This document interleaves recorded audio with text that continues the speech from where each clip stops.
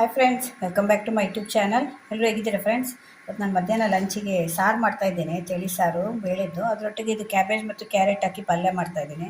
ಒಂದು ಚಿಕ್ಕ ಪೀಸಷ್ಟು ಕ್ಯಾಬೇಜನ್ನು ಕಟ್ ಮಾಡಿ ಇಟ್ಕೊಂಡಿದ್ದೇನೆ. ಒಂದು 2-3 ಕ್ಯಾರೆಟ್ ತೊಗೊಂಡಿದ್ದೇನೆ. ಅದನ್ನು ಕೂಡ ಈ ರೀತಿ ಸಣ್ಣ ಕಟ್ ಮಾಡಿಕೊಡ್ಬೇಕು ನೋಡಿ. ಈ ರೀತಿ ಬರೀ ನಾವು ಕ್ಯಾಬೇಜ್ ಪಲ್ಯ ಮಾಡೋ ಅಥವಾ ಬರೀ ಕ್ಯಾರೆಟ್ ಪಲ್ಯ ಮಾಡೋ ಬದಲು ಈ ರೀತಿ ಮಾಡ್ಕೊಂಡು ತಿನ್ಬೋದು, ಚೆನ್ನಾಗಿರುತ್ತೆ. ಇದು ಒಳ್ಳೆಯದು ಕೂಡ. ಕ್ಯಾರೆಟು ಸಿಹಿ ಆಗುತ್ತೆ ಅನ್ನೋರು ನಿಮ್ಗೆ ಎಷ್ಟು ಬೇಕೋ ಅಷ್ಟು ಹಾಕ್ಕೊಂಡ್ರೆ ಸಾಕು. ಇದು ಪಲ್ಯ ಮಾಡುವಾಗ ಅದರಲ್ಲಿ ನಾವು ಖಾರ ಎಲ್ಲ ಹಾಕ್ತೇವಲ್ಲ, ಅದರಿಂದ ಸಿಹಿ ಅಂಶ ಸ್ವಲ್ಪ ಕೂಡ ಗೊತ್ತಾಗಲ್ಲ. ಈ ರೀತಿ ಕಟ್ ಮಾಡ್ಕೊಳ್ಬೇಕು. ಇದು ನೀವು ಸಾರೆಲ್ಲ ಮಾಡ್ತೀರಲ್ಲ, ಆವಾಗ ಸೈಡ್ ಡಿಶ್ ಆಗಿ ತುಂಬ ಚೆನ್ನಾಗಿರುತ್ತೆ. ಇದು ಚಪಾತಿ ಕೂಡ ಮಾಡ್ಕೊಳ್ಬೋದು ನೀವು. ಜೊತೆ ಚಪಾತಿ ಕೂಡ ಮಾಡ್ಕೊಳ್ಬೋದು, ದೋಸೆ ಕೂಡ ಚೆನ್ನಾಗಿರುತ್ತೆ. ಇವಾಗ ಇದನ್ನೆಲ್ಲ ಕಟ್ ಮಾಡಿ ಆಯಿತು. ನಾನು ಒಂದು 2-3 ಕ್ಯಾರೆಟ್ ತೊಗೊಂಡಿದ್ದೇನೆ, ಜಾಸ್ತಿ ಕ್ಯಾರೆಟ್ ಹಾಕಲಿಲ್ಲ. ಒಂದು ಚಿಕ್ಕ ಪೀಸಷ್ಟು ಕ್ಯಾಬೇಜ್ ತೊಗೊಂಡಿದ್ದೇನೆ. ಇದನ್ನು ಇವಾಗ ಬೇಯಿಸ್ಕೊಳ್ತೇನೆ. ಇವಾಗ ಸಾರಿಗೆ ಬೇಳೆ ಬೇಯಿಸ್ಕೊಳ್ತಾ ಇದ್ದೇನೆ ನೋಡಿ. ಒಂದು 2 ಇಡೀ ಬೇಳೆ ತೊಗೊಂಡಿದ್ದೇನೆ, ಮತ್ತೊಂದು ಟೊಮೆಟೊ ಹಾಕಿದ್ದೇನೆ. ಈ ಕುಕ್ಕರಲ್ಲಿಟ್ಟು ಬೇಯಿಸ್ಕೊಳ್ತೇನೆ. ಇದರ ಮಧ್ಯದಲ್ಲೇ ನಾನು ಇದು ಕೂಡ ಇಡ್ತೇನೆ, ಒಟ್ಟಿಗೆ ಬೆಂದೋಗುತ್ತೆ. ಆದರೆ ಮತ್ತೆ ಸಪ್ರೇಟಾಗಿ ಬೇಯಿಸ್ಕೊಳ್ಬೇಕು, ಗ್ಯಾಸ್ ಕೂಡ ವೇಸ್ಟ್ ಆಗುತ್ತೆ. ಈ ರೀತಿ ಒಂದು ಚಿಕ್ಕ ಬೌಲ್ ಇದ್ದರೆ ಅದರಲ್ಲಿ ಹಾಕಿ ನೀವು ಅದರ ಮಧ್ಯದಲ್ಲಿ ಇಡಿ. ಬೇಳೆ ಬೇಯುವಾಗಲೇ ಇದು ಕೂಡ ಬೆಂದೋಗುತ್ತೆ. ಒಂದು 2-3 ವಿಸಿಲ್ ಬಂದರೆ ಸಾಕು ನಿಮಗೆ. ಇಲ್ಲಾಂದರೆ ಡೈರೆಕ್ಟೇ ನೀವು ಪಲ್ಯ ಮಾಡ್ತೀರಾ ಅಂದರೆ ತುಂಬ ಟೈಮ್ ತೊಗೊಳುತ್ತೆ. ಹಾಗೆ ಕೂಡ ಮಾಡ್ಬೋದು, ಆದರೆ ಟೈಮ್ ತೊಗೊಳುತ್ತೆ ತುಂಬ. ಇವಾಗ ಹಾಕಿದ ಮಧ್ಯದಲ್ಲಿ ಇಡ್ತೇನೆ ನೋಡಿ. ನಾನು ಈಗ ಇಡ್ತೇನೆ. ಈಗ ಇಟ್ಟಿದ್ದಕ್ಕೆ ನೀರು ಹಾಕಿ ಬೇಯಲಿಕ್ಕೆ ಇಡ್ತೇನೆ. ಅದಕ್ಕೆ ಬೇಯಲಿಕ್ಕೆ ಎಷ್ಟು ಬೇಕೋ ಅಷ್ಟು ನೀರು ಹಾಕಿ, ಅದು ಬೇಳೆ ಬೇಯಲಿಕ್ಕೆ ನೀರು ಹಾಕಿದರೆ ಆಯಿತು.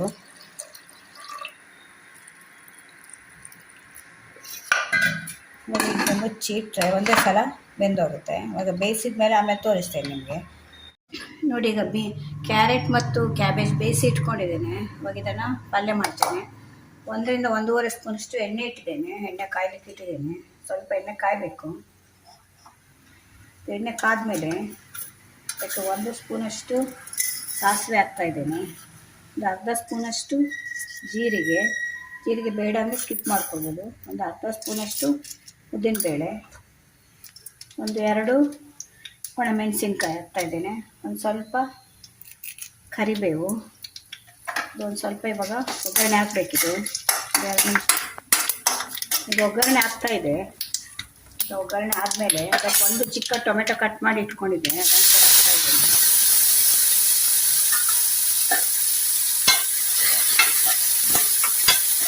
ಟೊಮೆಟೊ ಒಂಚೂರು ಫ್ರೈ ಆಗಬೇಕು.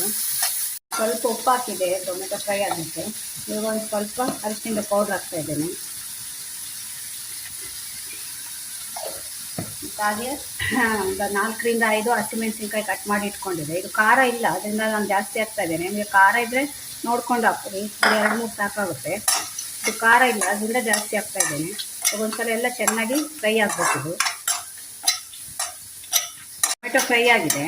ಇದು ಟೊಮೆಟೊ ಫ್ರೈ ಆದಮೇಲೆ ಈ ಕ್ಯಾಬೇಜ್ ಮತ್ತು ಕ್ಯಾರೆಟ್ ಇದೆಯಲ್ಲ, ಇದನ್ನು ಕೂಡ ಹಾಕ್ತಾಯಿದ್ದೇನೆ. ಇದು ತುಂಬ ಹೊತ್ತು ಏನು ಬೇಯಬೇಕು ಅಂತಿಲ್ಲ, ಇದು ಆಲ್ರೆಡಿ ನಾನು ಬೇಯಿಸ್ಕೊಂಡಿದ್ದೇನೆ. ಹಾಕಿದ್ಮೇಲೆ ಒಂದು ಸಲ ಚೆನ್ನಾಗಿ ಮಿಕ್ಸ್ ಮಾಡಿ. ನೀವು ಒಂದು ಸಲ ಬೇಯಿಸ್ಕೊಂಡಿದ್ರಿಂದ ಆದಷ್ಟು ಬೇಗ ಆಗೋಗುತ್ತೆ ಇದು. ಇಲ್ಲಾಂದರೆ ನೀವು ಮತ್ತೆ ತುಂಬ ಟೈಮ್ ತೊಗೊಳ್ತೀರಾ ಆಗಬೇಕು ಅಂದರೆ. ಅದರಿಂದ ಕುಕ್ಕರಲ್ಲಿ ಬೇಯಿಸ್ಕೊಳ್ಳಿ, ನಿಮಗೆ ಟೈಮ್ ಕೂಡ ಸೇವ್ ಆಗುತ್ತೆ, ಗ್ಯಾಸ್ ಕೂಡ ಸೇವ್ ಆಗುತ್ತೆ. ಆದಷ್ಟು ಗ್ಯಾಸ್ ಉಳಿಸ್ಬೋದು ಈ ರೀತಿ ಮಾಡಿದರೆ ನಾವು. ಇವಾಗ ಬಿಸಿಯಲ್ಲಿ ಒಂದು 2-3 ನಿಮಿಷ ಅದು ಹಾಗೆ ಬೇಯಲಿ. ಅದು ಚೆನ್ನಾಗಿ ಮಿಕ್ಸ್ ಆಗುತ್ತೆ ಆಗ. ಇದು ನೋಡಿ ಮಿಕ್ಸ್ ಆಯಿತು ಚೆನ್ನಾಗಿ. ಈಗ ಒಂದು ಸ್ವಲ್ಪ ಉಪ್ಪು ಹಾಕ್ತಾಯಿದ್ದೇನೆ. ಆಗ ಟೊಮೆಟೊ ಸ್ವಲ್ಪ ಫ್ರೈ ಮಾಡೋ ಉಪ್ಪು ಹಾಕಿದ್ದೆ. ಈಗ ಇನ್ನೊಂದು ಅರ್ಧ ಸ್ಪೂನಷ್ಟು ಹಾಕ್ತಾಯಿದ್ದೇನೆ. ಉಪ್ಪು ನೋಡ್ಕೊಂಡು ಹಾಕ್ಕೊಳ್ಳಿ. ನಾನು ಇದಕ್ಕೊಂದು ಸ್ವಲ್ಪ ಇವಾಗ ಒಂದು ಅರ್ಧ ಸ್ಪೂನಷ್ಟು ಬೆಲ್ಲ ಹಾಕ್ತಾಯಿದ್ದೀನಿ. ನೀವು ಬೇಡ ಅಂದರೆ ಸ್ಕಿಪ್ ಮಾಡ್ಕೊಳ್ಳಿ, ಯಾಕೆಂದರೆ ಒಂದು ಹುಳಿ ಸಿಹಿ ಎಲ್ಲ ಇದ್ರೇ ಒಂದು ಇದಕ್ಕೆ ಚೆನ್ನಾಗಿರುತ್ತೆ. ಯಾವುದೇ ಒಂದು ನಾವು ಡಿಶ್ ಮಾಡಿದರೂ ಕೂಡ ಅದಕ್ಕೆಲ್ಲ ಇರಬೇಕು. ಉಪ್ಪು, ಖಾರ, ಹುಳಿ, ಸಿಹಿ ಎಲ್ಲ ಇದ್ರೇ ಅದು ಚೆನ್ನಾಗಿರುತ್ತೆ. ಆದರೆ ನಾನು ಸ್ವಲ್ಪ ಬೆಲ್ಲ ಹಾಕ್ತಾಯಿದ್ದೀನಿ. ಯಾಕೆಂದರೆ ಕ್ಯಾರೆಟ್ ಕೂಡ ಸಿಹಿ ಇರುತ್ತೆ ಅಂತ ಕೆಲವರಿಗೆ ಸಿಹಿ ಆಗಲ್ಲ, ಅಂಥವ್ರು ಸ್ಕಿಪ್ ಮಾಡ್ಕೊಳ್ಬೋದು. ಅದು ಆಲ್ಮೋಸ್ಟ್ ಆಯಿತು. ಒಂದು ಸ್ವಲ್ಪ ಅದು ನೀರಿನ ಅಂಶ ಇರುತ್ತಲ್ಲ ಟೊಮೆಟೊದೆಲ್ಲ, ಅದೆಲ್ಲ ಒಂದು ಸ್ವಲ್ಪ ಫ್ರೈ ಆಗಬೇಕಷ್ಟೇ. ತುಂಬ ರುಚಿಯಾಗಿರುತ್ತೆ. ಒಂದ್ಸಲ ಟ್ರೈ ಮಾಡಿ ನೋಡಿ. ಕ್ಯಾರೆಟ್ ಕೂಡ ಒಳ್ಳೆಯದು, ಕ್ಯಾಬೇಜ್ ಕೂಡ ಒಳ್ಳೆಯದು. ತುಂಬ ಎರಡರಲ್ಲೂ ಕೂಡ ತುಂಬ ವಿಟಮಿನ್ಸು ತುಂಬ ಇರುತ್ತೆ. ಕ್ಯಾರೆಟ್ ಕಣ್ಣಿಗಂತೂ ತುಂಬ ಒಳ್ಳೆಯದು, ವಿಟಮಿನ್ ಎ ಇರುತ್ತೆ ಇದರಲ್ಲಿ. ಕ್ಯಾಬೇಜ್ ಅಂತೂ ನಿಮಗೆ ಫೈಬರ್ ಜಾಸ್ತಿ ಇರುತ್ತೆ. ಕಾನ್ಸ್ಟಿಪೇಷನ್ ಪ್ರಾಬ್ಲಮ್ ಇದ್ದವರೆಲ್ಲ ಕ್ಯಾಬೇಜನ್ನು ಆದಷ್ಟು ಯೂಸ್ ಮಾಡ್ಬೋದು. ಈ ರೀತಿ ಮಾಡ್ಕೊಂಡು ತಿಂದರೆ ಎರಡೆರಡು ತರಕಾರಿ ತಿಂದ ಹಾಗೆ ಆಗುತ್ತೆ, ಮಕ್ಕಳು ಕೂಡ ತಿಂತಾರೆ. ಚಪಾತಿ ಜೊತೆ ನಿಮಗೆ ದೋಸೆ ಜೊತೆ ಏನೂ ಇಲ್ಲ ಅಂದರೆ ಈಗ ನಾನಿವತ್ತು ಸಾರು ಮಾಡಿದ್ದೇನೆ, ಸಾರಿಗೆ ಸೈಡ್ ಡಿಶ್ ಆಗಿ ಮಾಡ್ತಾ ಇದ್ದೇನೆ. ಒಂದು 2 ನಿಮಿಷ ಇದು ಫ್ರೈ ಆಗಲಿ. ಇವಾಗ ನೋಡಿ ಇದು ಆಗಿದೆ. ಇದು ಲಾಸ್ಟಲ್ಲಿ ನಾನು ಸ್ವಲ್ಪ ತೆಂಗಿನ ತುರಿ ಹಾಕ್ತಾ ಇದ್ದೇನೆ. ಇದು ಹಾಕೋದ್ರಿಂದ ರುಚಿ ತುಂಬ ಚೆನ್ನಾಗಿ ಬರುತ್ತೆ ನಿಮಗೆ. ಹಸಿ ತೆಂಗಿನ ತುರಿ ಇದು ನಿಮ್ಮ ಹತ್ರ ಇಲ್ಲ ಅಂದರೆ ನೀವು ಒಣ ಕೊಬ್ಬರಿನ ತುರಿದು ಕೂಡ ಹಾಕ್ಕೊಳ್ಬೋದು. ನೋಡಿ ಹೇಗೆ ಕಾಣ್ತಾ ಇದೆ ಅಂತ. ರುಚಿಯಾದ ಕ್ಯಾರೆಟ್ ಕ್ಯಾಬೇಜ್ ಪಲ್ಯ ರೆಡಿ ಆಯಿತು. ತುಂಬ ಟೇಸ್ಟ್ ಆಗಿರುತ್ತೆ, ರುಚಿಯಾಗಿರುತ್ತೆ. ಒಂದ್ಸಲ ಟ್ರೈ ಮಾಡಿ ನೋಡಿ. ಮಕ್ಕಳಿಗೆಲ್ಲ ಈ ರೀತಿ ಆದಷ್ಟು ತರಕಾರಿಗಳನ್ನು ಮಾಡಿಕೊಡಿ. ಈಗ ಆಯಿತು, ಆಲ್ಮೋಸ್ಟ್ ಆಯ್ತು. ಈಗ ಆಫ್ ಮಾಡ್ತಾ ಇದ್ದೇನೆ. ನೋಡಿ ಫ್ರೆಂಡ್ಸ್, ಕ್ಯಾಬೇಜ್ ಕ್ಯಾರೆಟ್ ಪಲ್ಯ ರೆಡಿಯಾಗಿದೆ. ಹೆಲ್ದಿ ಮತ್ತು ಟೇಸ್ಟು ಎರಡೂ ಇರುತ್ತೆ ಇದರಲ್ಲಿ. ಆರೋಗ್ಯ ಮತ್ತು ರುಚಿ ಎರಡೂ ಇದೆ ಅಂತ ಹೇಳ್ಬೋದು. ಅಷ್ಟು ಚೆನ್ನಾಗಿರುತ್ತೆ. ನೀವು ಚಪಾತಿಗೆ ದೋಸೆಗೆ ಎಲ್ಲ ಮಾಡ್ಕೊಳ್ಬೋದು. ಸಡನ್ನಾಗಿ ಮಾಡುವಂಥದ್ದು ಇದು. ನಿಮ್ಮ ಮನೆಯಲ್ಲಿ ಒಂದು 2 ಪದಾರ್ಥ ಇದ್ದರೆ ಸಾಕು, ಈಸಿಯಾಗಿ ಮಾಡ್ಕೊಳ್ಬೋದು. ಒಂದು ಸಲ ಮನೆಯಲ್ಲಿ ಟ್ರೈ ಮಾಡಿ ನೋಡಿ, ತುಂಬ ಚೆನ್ನಾಗಿರುತ್ತೆ. ಈ ವಿಡಿಯೋ ನಿಮ್ಗೆ ಇಷ್ಟ ಆದರೆ ನನ್ನ ಚಾನಲ್ನ ಸಬ್ಸ್ಕ್ರೈಬ್ ಮಾಡ್ಕೊಂಡು ನೋಡಿ. ಇದೇ ಥರ ಹೊಸ ಹೊಸ ವಿಡಿಯೋ ತೊಗೊಂಡು ಮತ್ತೆ ಬರ್ತೇನೆ. Bye friends.